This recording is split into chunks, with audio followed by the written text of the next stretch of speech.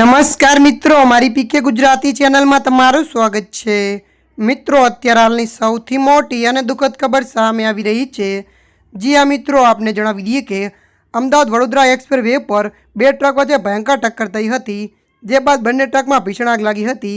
આ ઘટનાની જાણ થતાં પોલીસ અને ફાયર વિભાગની ટીમ ઘટના સ્થળે પહોંચી હતી અને આગ પર કાબૂ મેળવ્યો હતો। એક ટ્રક ડ્રાઈવર ઇજાગ્રસ્ત થતાં સારવાર માટે હોસ્પિટલમાં ખસેડાયો હતો।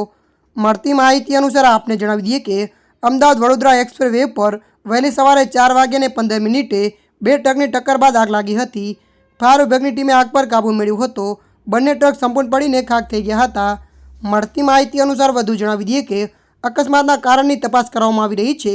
નેશનલ એક્સપ્રેસ 1 પર વાહનોની અવરજવર પ્રભાવિત થઈ છે। ત્યારે મિત્રો, હાલ માટે આટલું। મળીશું નવી અપડેટ સાથે। જો તમને અમારો વિડીયો પસંદ આવે, લાઇક, શેર અને સબસ્ક્રાઈબ કરી નાખજો।